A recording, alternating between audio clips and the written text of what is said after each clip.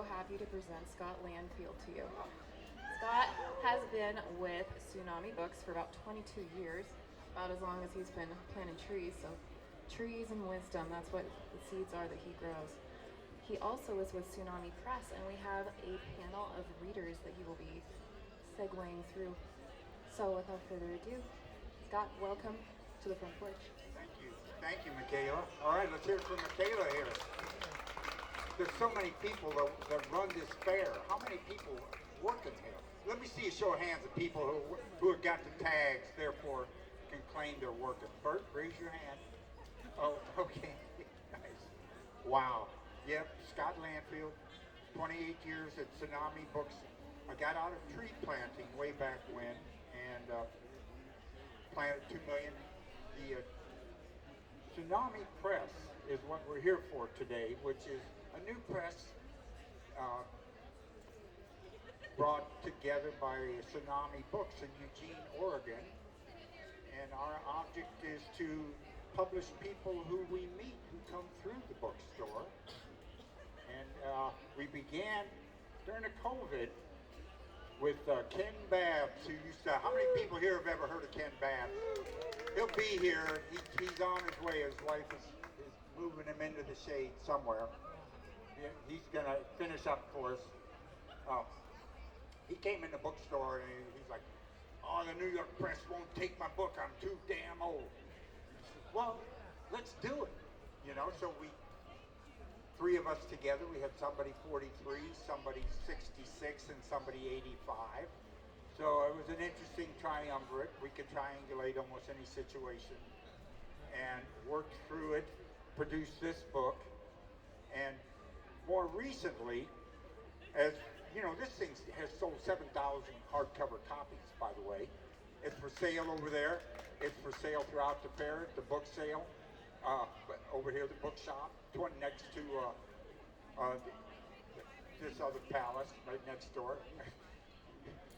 Little rabbit hole, thank you. Yeah, I'm going to need help here. $20. Get him to sign it. You know, he's an honored elder. More on that later. We decided to grow the press. Our first book was going to be a retrospective. We were going to look back the last 28 years at Tsunami and just to honor some of the people who have worked there, bookstore clerks and significant others. 13 bookstore clerks as writers, 1 as illustrator, and 14 significant others. Oddly, there's 14 men, 14 women. That was not planned. And it's poetry, prose, short stories, a little bit of history, some really odd science fiction, fantasy. I think it's a great anthology, you know, just reading it, having as dispassionate reader. And we gave it to Kirkus Review, a very important review, and they gave it a starred review, which they only give about 3% of all the small presses. So I think it's worth reading. Again, pick up a copy. You got friends in this thing. The thing about what we're doing today is we got people who have been here at the country fair forever who are in this book. Six plus myself, and we're going to bring 7 maybe. We're going to bring them up one at a time. They're going to each have 5 to 10 minutes and tell you their stories. I'm going to ask them to each tell y'all when their first country fair was, and anything else they want to talk about for a few moments, and we'll just move from one to the other. I can give you the lineup, but people you know. We're going to start right out with somebody, Jorah Lafleur. She can start walking up here while I start raving about her. Jorah hosted 80 poetry slams at Tsunami Books, one of the great slam experiences in America. And how many others? She's running 2 stages here. She's writing books. She is in here. Let's hear it for Jenny.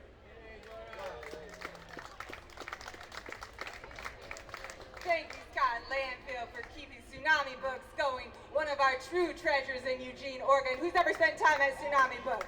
Independent bookstore that holds on. Woo! No small thing. Okay. Country Fair.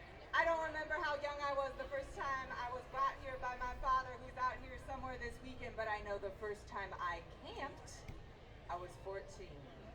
And every year since, except one, and the years none of us got to be here, I have continued to, have this giant adult slumber party and work hard. I love it. Okay. I'm going to share with you the poem that I have included in this beautiful anthology, Bookstore, Clerks, and Significant Others. I am grateful to qualify as one of these significant others. SO for life, Tsunami Books. So I'm going to begin with a quote from the writer Allen Ginsberg. He said, "I write to shatter complacency. I write to shatter denial. I write to embrace paradox. I write to see the world whole. I write because there's a tiny world inside my every cell and each has a story to tell. I write to be honest with myself. I write like my own secretary, taking dictation, recording, and supporting ongoing conversations. I write so that I might wander through decrepit castles, marveling at the flowering vines, spontaneous lines that grow to crumble stone walls. I write so that all the dams might be broken, secret fears spoken in the company of strangers. I write to honor the anger. I write seething with love and drenched in fury. I write in a leisurely hurry, slow and deliberately rushing like a river. I write to deliver floating bottle messages to my inner compass keeper lost at sea. I write to quell the endless swells of anxiety. I write to know the squeamish ache of embarrassment. I write to leech latent meaning from rhyme. Write to defy time, to open the immortal portal and lick the lap of infinity. I write to taste divinity in art. I write to fight the terror of heart revealing. Ink drip my feelings into your ears that you might hear the sound of this pounding. And I write because you write. You, the great poets revered and famed. You, the unnamed, the never remembered. You who play with what you say, metaphorically making way for new understandings. You who came before me. You who ignore me or simply have no idea. I'm listening. I write because you write. And your words are like a blood transfusion, slowly winding their way inside me until muddled and mingled into a single pulse. Your voice and my body beat out these rhythms together, sometimes fast and frantic like a winged animal cage, sometimes with rage and insistent, and other times broken. And perhaps it is at these times that I love you most purely. When your hands betray you as you stand on stage, paper shaking. The every tremble of your modern parchment ripples through me, and I am truly in awe of the courage you've shown. I write so that you might know you're not alone, and I might know the same.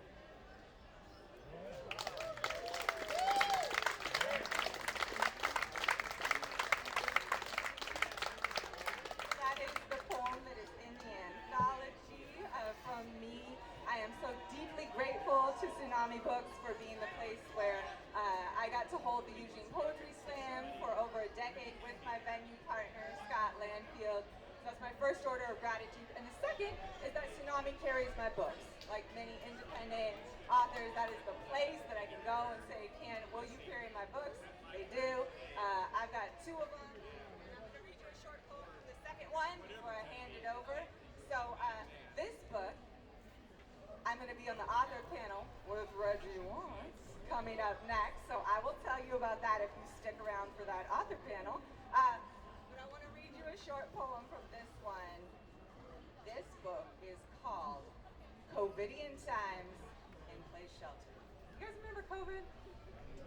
Yeah, that happened. So this became a documentary project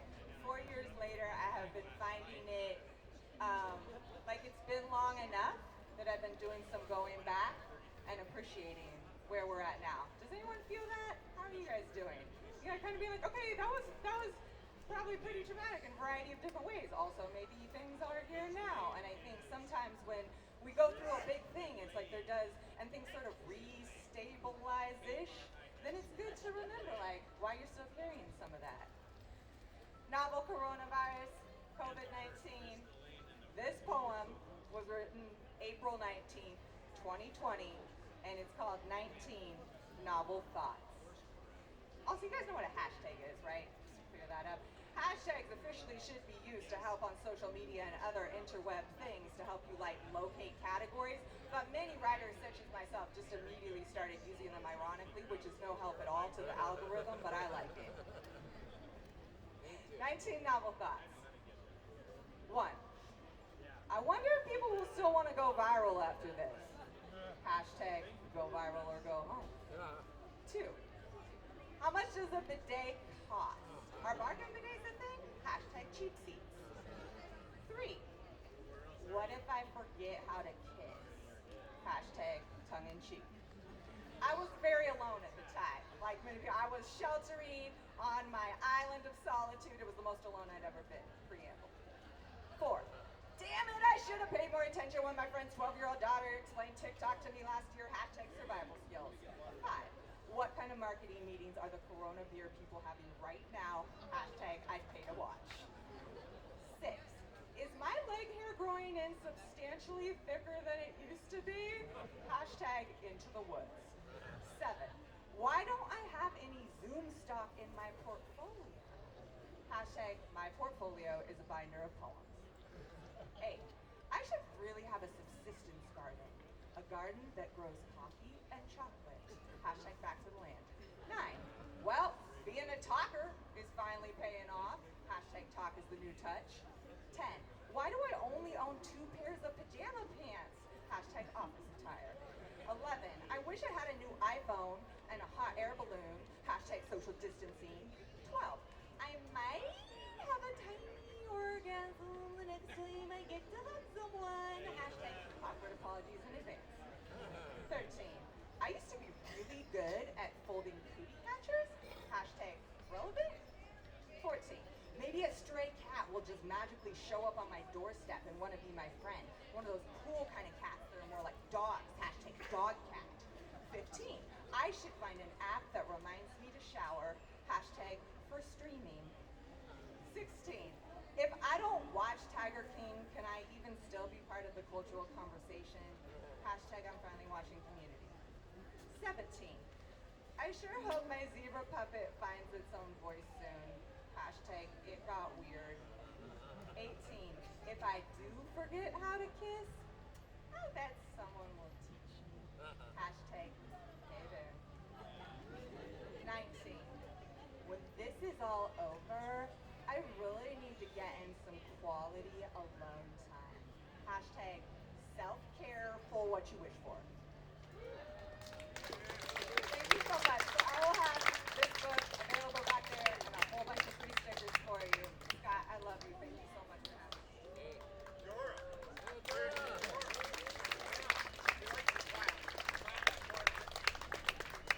How many of you have ever stripped on a stage, country fair stage?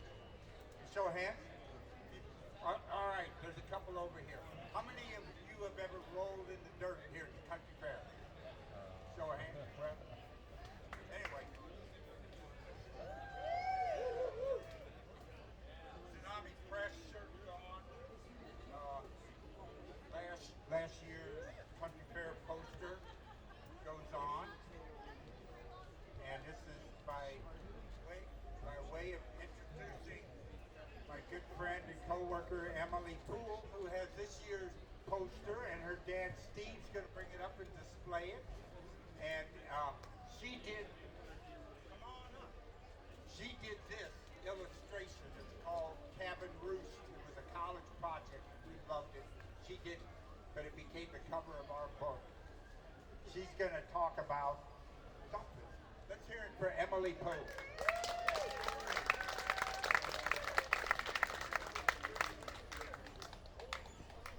If I knew I had to get on the stage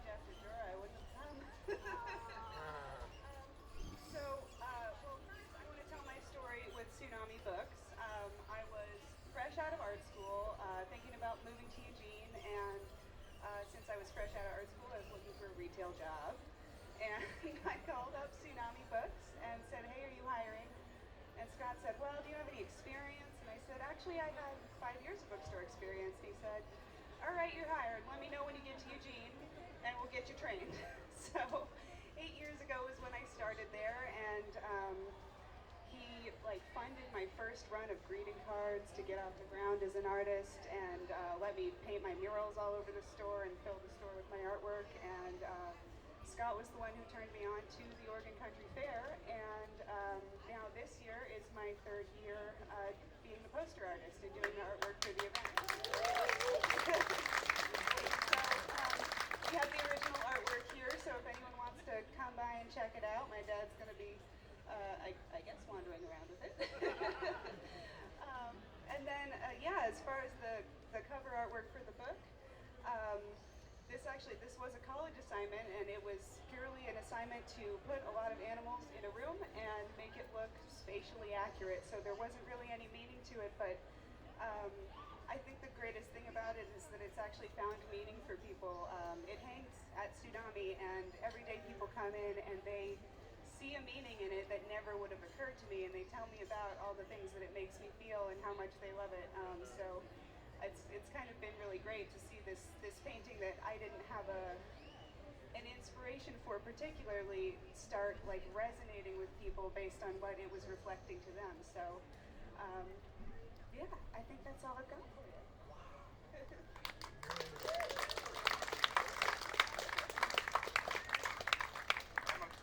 Emily's got her booth as having the poster. She's at the main opening right over there by the orange juice, by the Blue Moon stage. Check out her booth, all original. Get some stickers. Get a copy of this book and go over there and buy a sticker and have her sign it. Because, that will be significant over the years, which is always a treat. You know, the country fair is full of memories, full of greatness. We have someone else. Greatness. Yes, all right. Mose Mosley has been at the fair for a long time. He's done a lot of things. He's a phenomenal writer, as it turns out. He's got a piece in here, and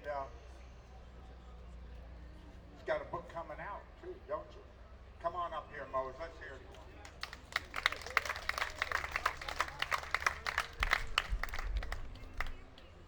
Thanks a lot.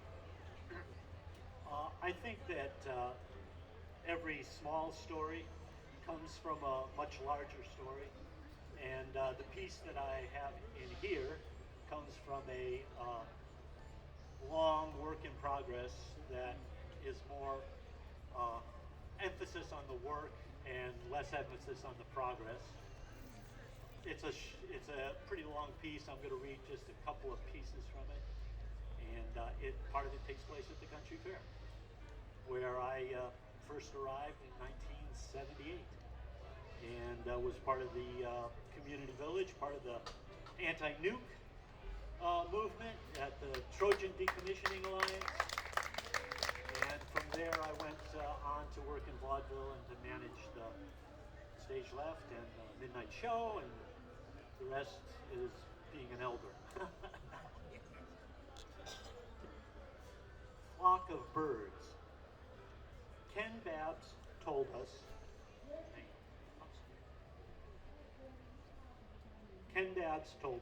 that on the day Kesey died, a flock of Canada geese had taken to roost in a field across the road from Kesey's farm. It was a gray-green November day, and they were driving home from the hospital, cruising down the road past Buford Park, rolling down Ridgeway Road. They had the top down on Kesey's white Cadillac, and Zane was driving. Babbs, sprawled in the back seat, his arms spread and his big feet stretched out into the corners, had on dark glasses, and was looking up into the infinite sky. As they approached the farm, the birds all took off at once. Babbs said it was a sign. It was Kesey's spirit taking flight. The reason I knew this, Babbs said, is that when all those big mother-honking geese got halfway up into the air, well, They took a minute to sort out things, sort out their formation, and then they made a pass over the farm. They made a big circle, and then once around, and I saw them from the driveway. They were flying in a big letter K, a perfect K formation, and they kept it up, all them white Canada geese, with the gray green sky behind them. They kept it up all the way over to Mount Pisgah. You would have to know Babbs before you could decide if that was a true story or not. But when he told it to us, we mostly believed it because that was what we wanted to believe. Thanks, Ken. Thank you, Ken.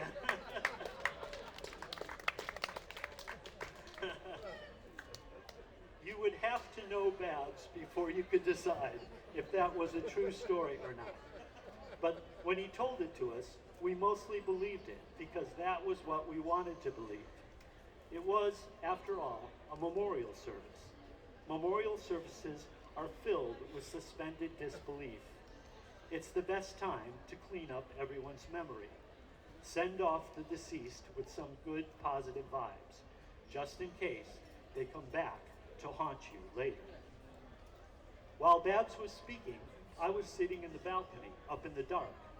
After his story about the birds, I didn't hear much more of what he said because I was suddenly thinking about white pelicans and roseate spoonbills. I was thinking about a photo I have. It is a photo we took of my mom the last time we took her out to see the birds. There was a wildlife sanctuary with a tower built of logs, and it sat next to the estuary on the bay side of Sanibel Island. This is down toward the tip of Florida, on the west side, right along the Gulf of Mexico. We took my mom out there to see the flamingos. It was a long time ago, shortly before she died, and that year there weren't any flamingos, just a flock of roseate spoonbills, some brown pelicans, and plenty of snowy egrets. A fine set of stand-ins as far as she was concerned. She wasn't being particular. It was late November, just after Thanksgiving, and she doesn't look good in the photo. Maybe it is the angle of the light, the sun going down in the middle of late autumn clouds, the mangrove spit soaking up the image of its own reflection in the glassy waters of high tide. The birds made her smile, but the cancer had her pretty good, and her face is crooked, twisted with the effort to maintain her vision of life while she looked into the setting sun and the birds all gathered in the big old Australian pines, all gathered for the coming of night. She died in February. On that day, I was out in my father's boat, a beat-up old Boston whaler. I was alone, cruising up the intercoastal to the pass at Boca Grande, then putting in at Upper Captiva to swim and have a picnic lunch. Then I idled my way south along the shore, but on the outside of the islands in the Gulf. Smooth water, a gentle swell. I was taking my time. It was almost evening when I finally came along the point at Point Isabella. I turned the boat northwest, and the sunset was spectacular. Just past the lighthouse, at the mouth of San Carlos Bay, I ran into a flock of white pelicans. There were 12 of them flying in formation, 2 feet above the surface of the bay. The ocean was very calm, glassy, and I edged the boat right into the open part of their V. We flew together all the way over to the causeway. Their V became a big letter R as they flew under the drawbridge. That's what I saw. Then I eased off on the engine and watched them cruise west. They flew into the sky of rose highlights, a deepening twilight, and the comforting cloak of the Florida night. I thought of my mom, Rose Tuzik. She would have loved to see the birds flying like that. My dad met me at the boat dock. It wasn't until we had the whaler unloaded and were washing it down that he told me my mom had passed away that very afternoon. She died while I was out on the ocean, just before I was cruising with those birds. So now, it was many years later, 17 to be exact, I sat in the dark at Kesey's funeral, and while I sat there, I suddenly remembered that I had never told my father about those birds, those pelicans flying in formation, right on the day my mom died, the very day. It took Babbs and his story to remind me but then it was all I could think about.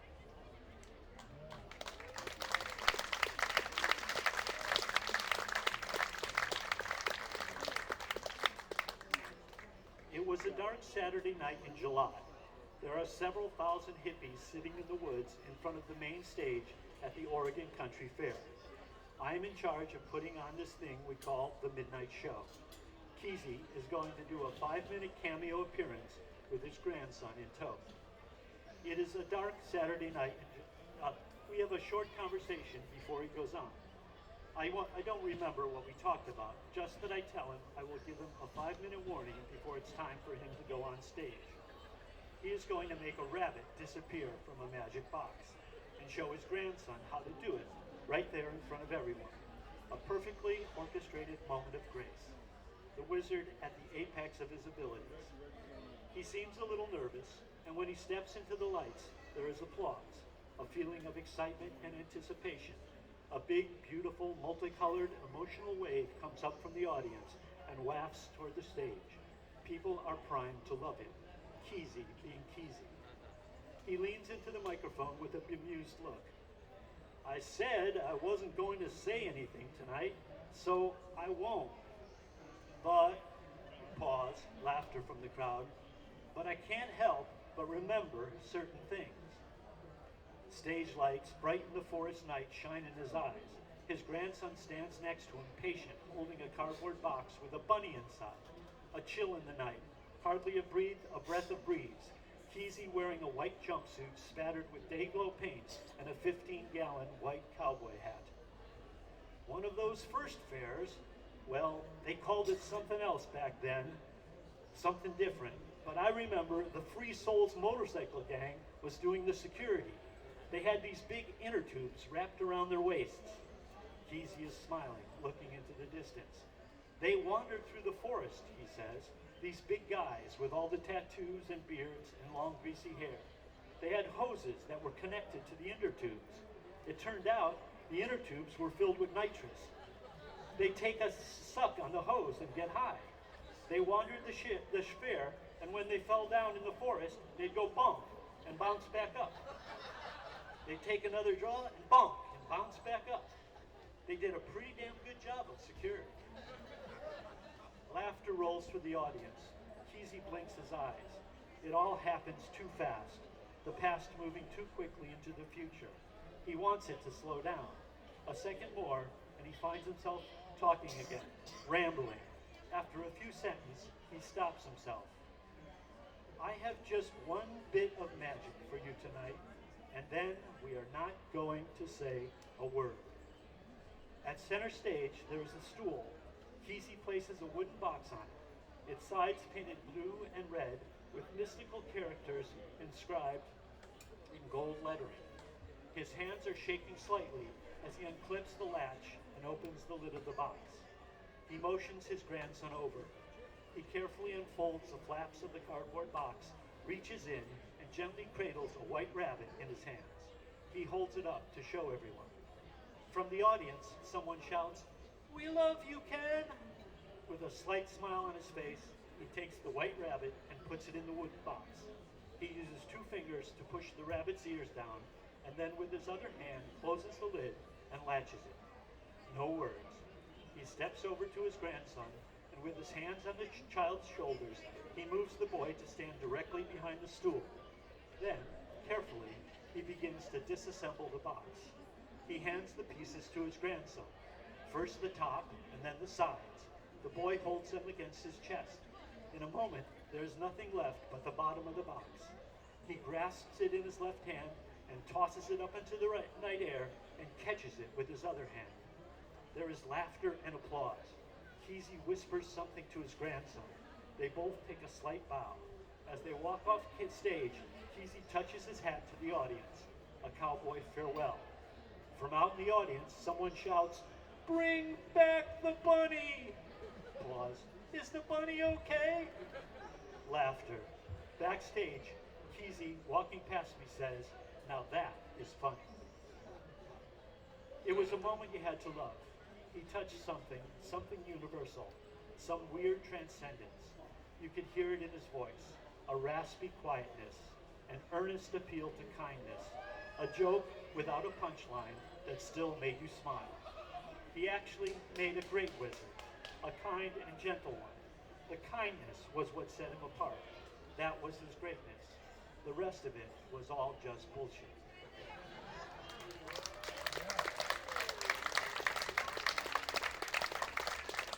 Mose Mosley, thank you for that wonderful tale. Wow, last year's Country Fair poster, that was very nice. Our next reader up here, it was the first full-time clerk we had at Tsunami Books way back the last millennium. Still strong, writing more than ever, and has three pieces in this book. Three wonderful pieces in this book. Buy this book at some point in your life. It's always going to be good. And have her sign it. Let's hear it for Jenny Root.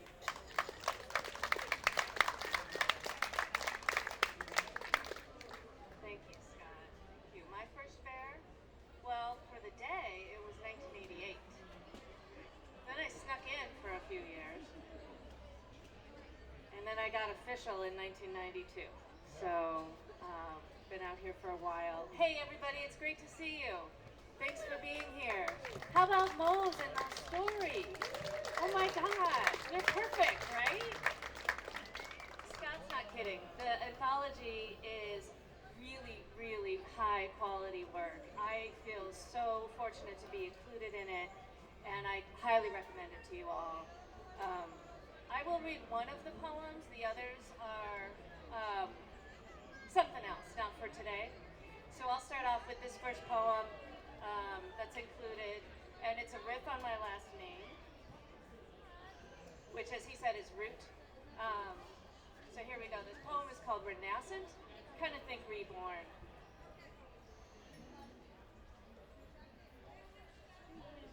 Oh, and I do want to mention there's one word in here. It's spelled R-I-M-E, so rhyme. Not like word rhyming, but like a coating of frost. So when you hear that. Okay, with a name like Root, shall I begin with the roux? A recipe rife with ritual, a rendering rich and strange. I, at heart, am ruddy as a rainbow, a rouged ragout of rye delight. A riot on the dance floor, but a wreck in the middle of the night. You see, I've a wretched reputation, a runway of past regrets. I've rummaged reefer, rented rooms by the hour, rehearsed, reverse, roulette. Still, I wrestle the rat fakes with my ruthless repartee. The roadshow I remember, a reel among the ruffians, my rivals laid to ruin. With Romeo after Romeo, I rode my inner rodeo, a rendezvous, a revelry, remorse riding herd. One ran away, one reaped the gun. For one, revenge took a savage turn, and I lost all that I'd won. He wrung my rogue heart until I heard my own name run. I wept for the ransom, rue it hasn't come. Razored, my resistance, my rhyme of rote replies. Now I ration reprisals, readjust as scenes require. My rehab a raging river, my rifle a rook in disguise.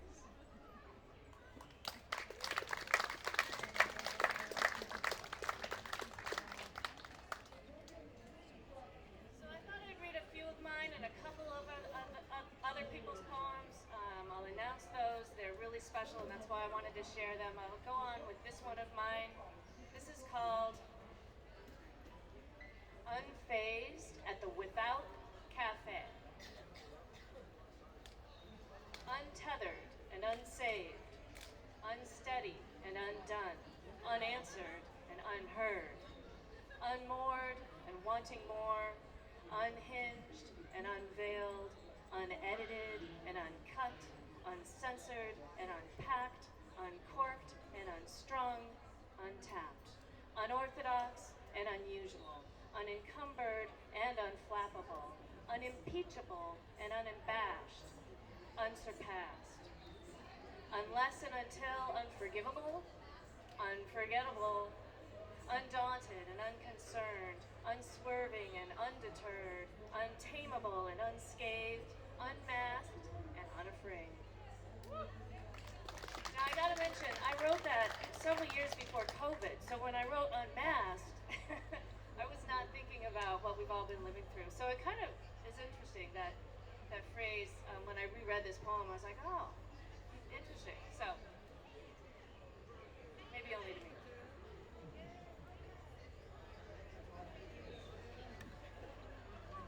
Coffee, please. A rooster wakes up and has something to say. I, on the other hand, can't speak without several ounces of coffee first. One of us is said to be at the top of the food chain, but you won't hear it from me.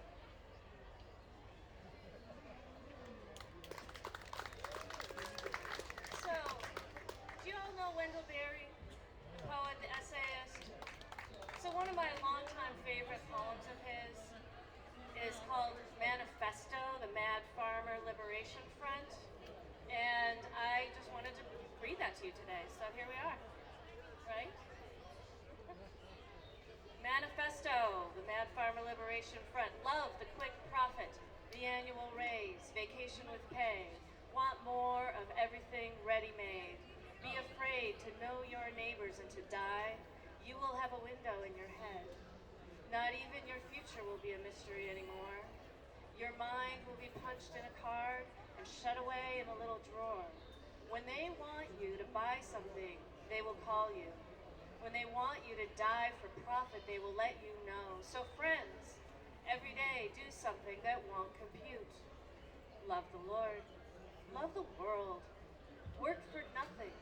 Take all that you have and be poor. Love someone who does not deserve it. Denounce the government and embrace the flag. Hope to live in that free republic for which it stands. Give your approval to all you cannot understand. Praise ignorance. For what man has not encountered, he has not destroyed. Ask the questions that have no answers. Invest in the millennium. Plant sequoias. Say that your main crop is the forest that you did not plant, that you will not live to harvest. Say that the leaves are harvested when they have rotted into the mold. Call that prophet. Prophecy such returns. Put your faith in the 2 inches of humus that will build under the trees every 1,000 years. Listen to carrion. Put your ear close and hear that faint chattering of the songs that are to come. Expect the end of the world. Laugh. Laugh is immeasurable. Be joyful though you have considered all the facts. So long as women do not go cheap for power, please women more than men. Ask yourself, will this satisfy a woman, satisfied to bear a child? Will this disturb the sleep of a woman near to giving birth? Go with your love to the fields. Lie easy in the shade. Rest your head in her lap.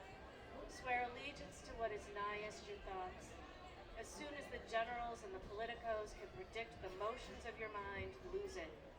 Leave it as a sign to mark a false trail, the way you didn't go.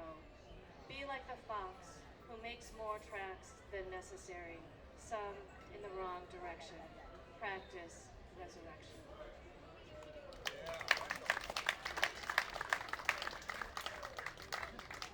This is another poem I want to share with you.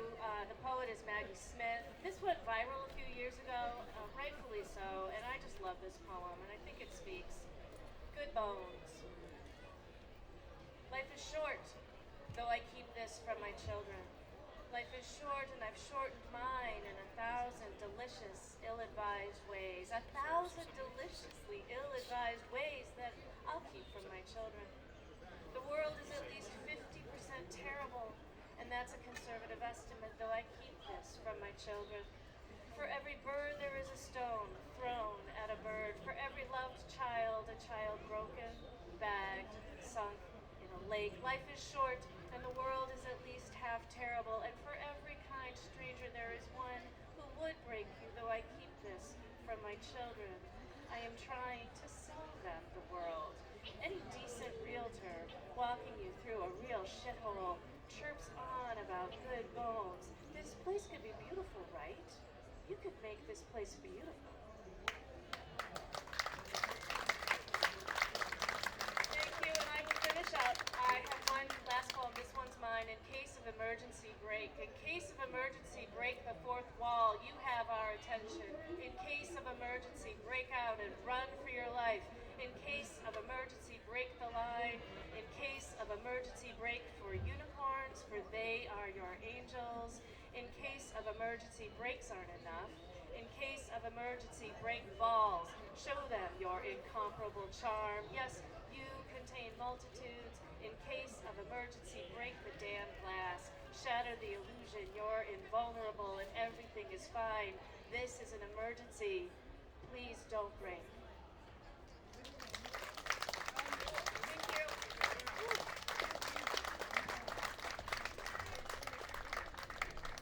Jenny Root. All right, I have no time clock. I never carry one. There's always time to strip on a country fair stage. Yeah. I only have one pair of shorts, so I won't be changing those. Hodads, all right. We have Hodads here. Hodads were the security of the country fair for many years. Glorious people, planted 20 million trees around the West or more. Co-op, workers co-op, 650 people. There it is. This was our party a lot. I'm gonna bring up Valerie, but I'm wondering if Kenn Babbs wants to come up here and just sit on the stage and be a part of this thing so that we can watch an elder's reactions on Valerie.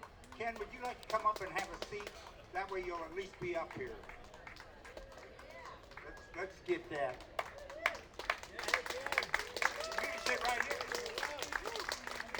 People want to look at you, man, for a few minutes. All right, you can look at him right there. Yeah, he'll be up there. Valerie Isan.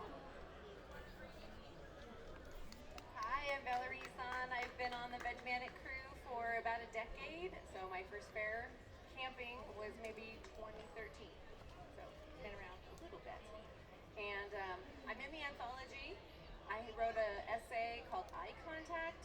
It's about my, response to the unhoused in Eugene and how to look at that without breaking.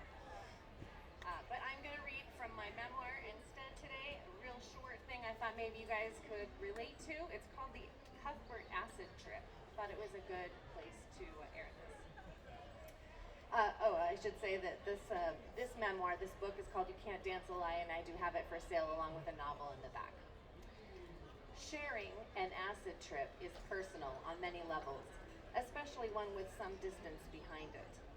It's been many years since the further show at Cuthbert Amphitheater, and I don't recall the nuances of my time under the influence of LSD.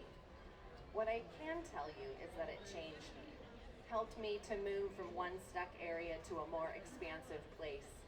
I was one thing before and another after, which is often the case with acid, which is why people took it. It was a medicine of sorts. New and old studies have shown that microdosing helped with a whole slew of mental, emotional, and psychological issues, from PTSD to quitting smoking. On that occurrence, that trip, I learned to trust Ali, who is now my husband, but at the time we'd only been dating for a short time.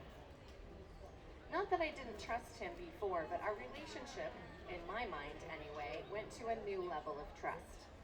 I mostly could feel in control of my body and mind and surroundings that night, but increasingly I found I wouldn't be able to get home on my own given the state I was in, and for some clouded reason I was fearful of this, shaken. I knew I could call a taxi, but the thought of consciously finding the phone number and talking to a stranger and communicating where I lived was a quest I just didn't have in me. I was trapped there, and that sharp and pointy realization felt glaring and harsh. I don't know how I'm gonna get home, I said to Ali. Don't worry, babe, I'll get you home. But I can't drive, and you can't drive. That's okay, I'll be fine by the time we need to leave. He squeezed my hand. And if not, we'll take a taxi home. What about the car? We'll come back and get it tomorrow. I'm sure they're used to cars staying in the parking lot overnight. I think we had this same exact conversation, almost verbatim, 3 more times that night, until I let go. I let go of being in control. It clicked, like the clarity on the meadow that one day during my text conversation with Nazim. I could trust Ali to take care of me. I could put my life in his hands, and he would be brave when I wouldn't, when I couldn't. He would guide me when I needed direction. I could trust him, period, in all things. I wept with relief and understanding and giddiness and love. I knew I'd made it through another level of trust and depth with Ali. I was euphoric. I relaxed into the rest of the evening and danced and walked and looked and saw and danced some more.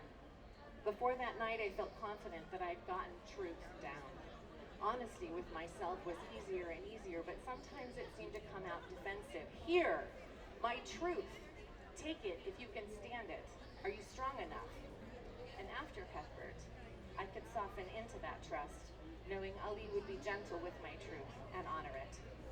He was a rock. He could stand it. He could stand me. And I reveled in the newness of that. Happy fair, you guys. Valerie Islam, another clerk, bookstore clerk. We have 10 minutes, okay? And we're going to get Ken up here for the last 5, guaranteed. There's Ken. He started working his way up here. Let's hear it from Bronwyn Dean.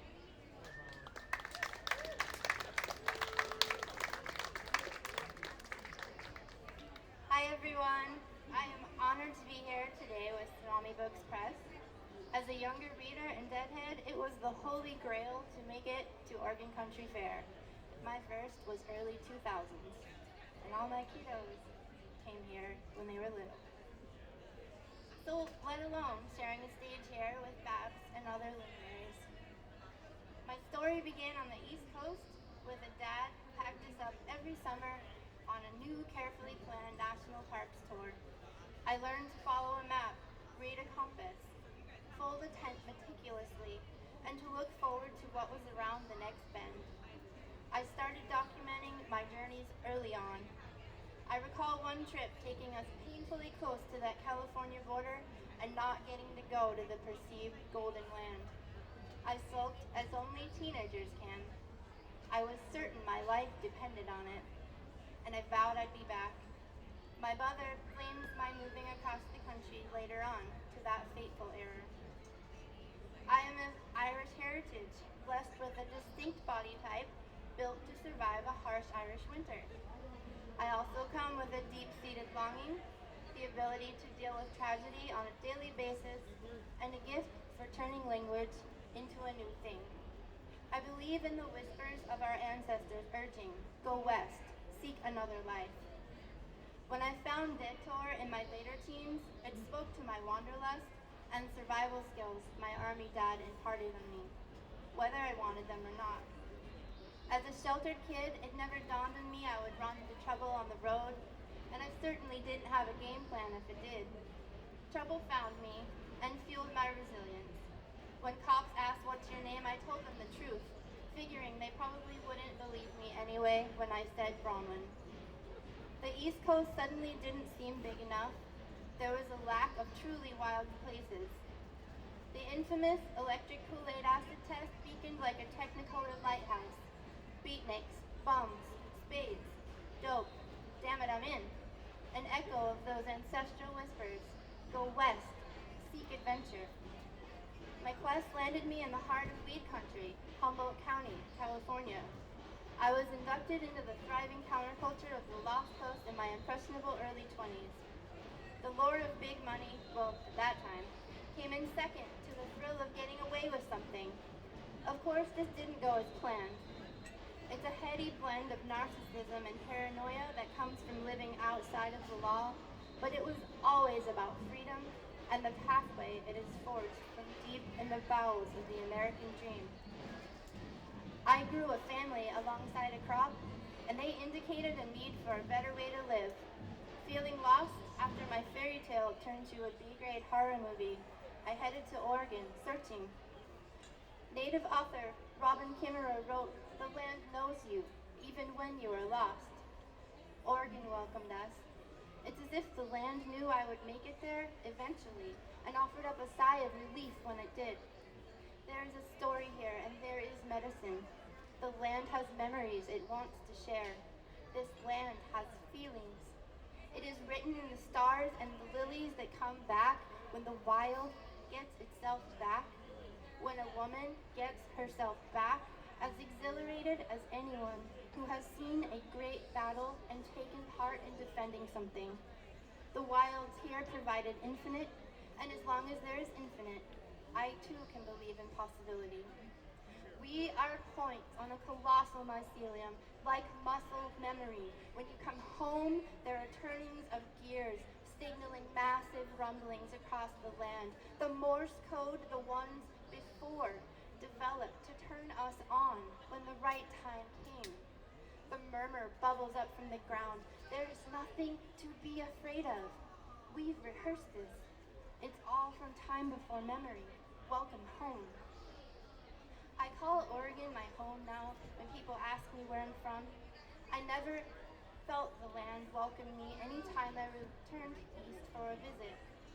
Maybe the ghosts of too many past masked the pulse there. Maybe the wind never proclaimed, "Be free." My husband says I still get stir crazy like them Grateful Dead people. When I crave adventure, he says you're a trip. Oh honey, I'm a high budget travel series. I'm a collector of places and experiences, but I have only to venture outside, and I am home. Thank you.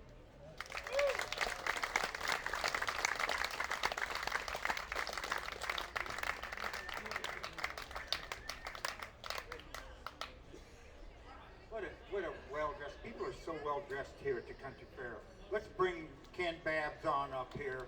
We got about 4 minutes, so we're gonna kind of hold on for time. Look at that, oh my God. Be careful now. Oh, good, nice. We covered that one. Ken, yes. Oh God, it's funny meeting you here. Oh, the memories. Oh, God almighty, I'm going to tell them 2,700 of them today. Oh, yeah, I want people here for a midnight show. Not leaving. When was your first country fair here, Ken? I was here at the first fair, which was the Renaissance Fair. And it was really something. I slept outside all night long, and I woke up, and I was with all the dogs. And I didn't know it, but I had fallen asleep in the dog pond.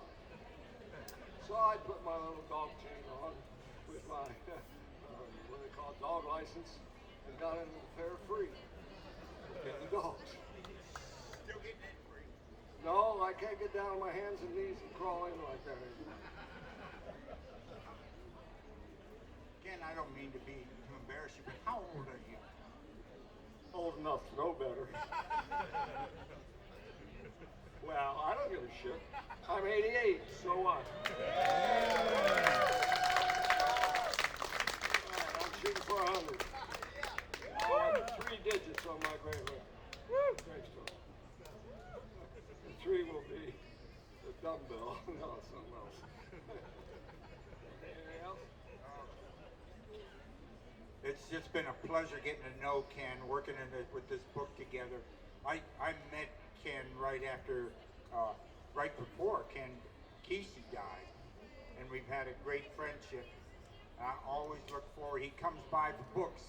We trade for books, and he buys groceries every Wednesday, and we figure out the whole world at that moment. This is a wonderful book, by the way. 72? How many? 71 stories in this. Some great country fair stories in here. 1972, you were up on the stage with Bob Weir, weren't you? Oh yeah, sure. 1972 was the big Grateful Dead concert out in the parking lot here.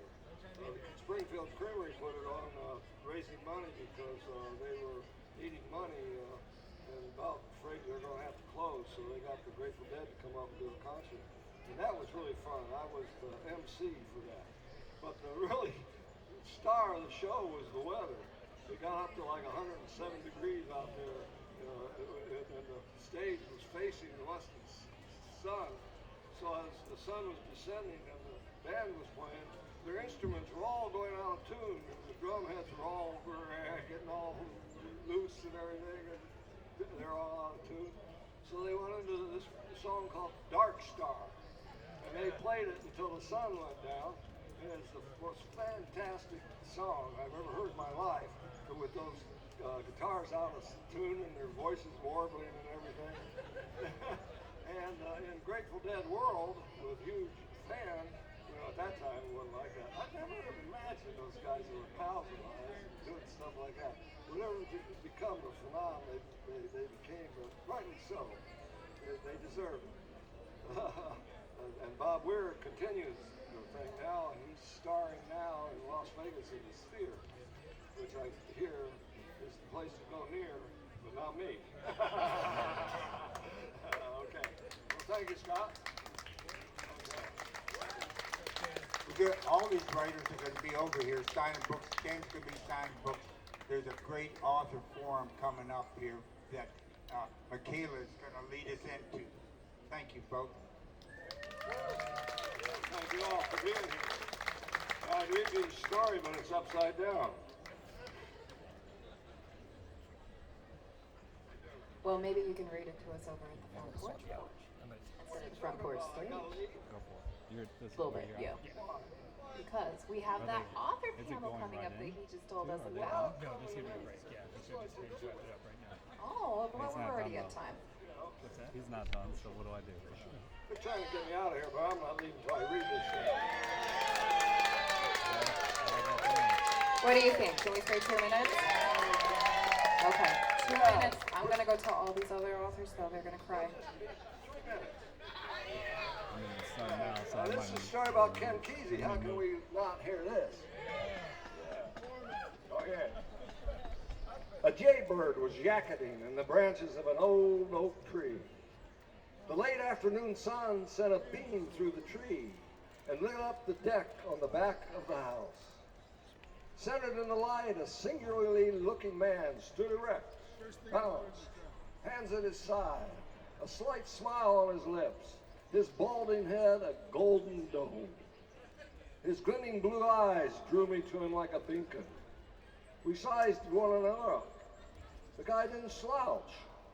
He was about 190 pounds on a compact frame, thick forearms, a wrestler's body. He stuck out his hand. Kenn Babbs, he said, I've heard of you. Aren't you the guy who was up in the city on Blabbermouth night at the place, railing on all the people, telling them to get a bath, get a haircut, shave their armpits, wear decent clothes, get a job, get a car, get a house, take on big debt, and start participating in the American way of life?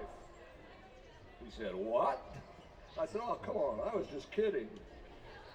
He said, oh yeah? Then why did they throw you off the stage and out the door?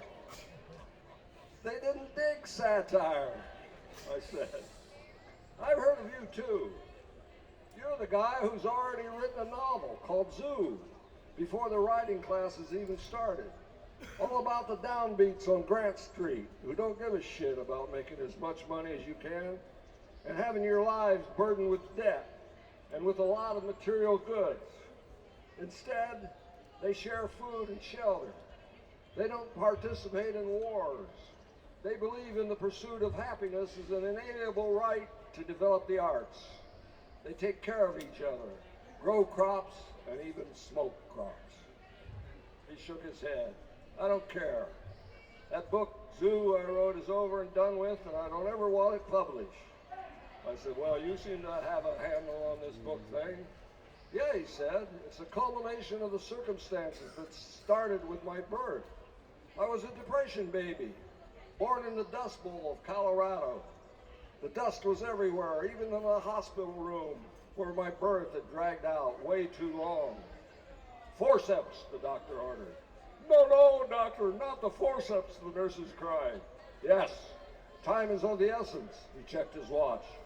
I'm teeing off in an hour. When he yanked me out, I was so ugly the doctor slapped my mother. I laughed when he told me that. Nice to know, though, that you were a healthy kid. Not entirely. I was just a little feller, and one day I rolled on the floor in a fit. I was frowning at the mouth, and my eyes were rolled back in my head, and I began gibbering. Kesey's eyes got big. He widened his nostrils. He began speaking in a high, trembling voice. There's a fire! And shaman used words and shadows, and pretty soon, music, robes and masks and dance and drums. Beautiful were the maidens, and powerful and manly the knights. But a heckler stoppered the smoke. It was a sight and mission of wisdom. Touched, our neighbors said, and they didn't mean it in the divine sense of touched by God, but in the mortal sense of being loony. Turned out there was a medical reason. Kesey was mildly epileptic, but pills cured him. And now he's strictly normal. So you say, I told him. It's important to keep up appearances. As for me, I was flying high, riding the kindergarten playground swing. When I went over backwards, the back of my head went wham, bam, splashed on a rock, smashed on a rock. And when I opened my eyes, everybody was staring at me, mouths agape, wanting to know, you okay? And all I could say was, I had a title once, but the king banned t-shirts, so let's bomb him for Christ's sake. I still got that flat spot on the back of my head. Want to feel it? I'll pass, Kesey said. Let's get a drink. He downed one, and one glop, glop, glop, set the glass on the rail, and we headed across the deck to meet everybody. And that's how I met Ken Kesey. Thank you. Thank you all.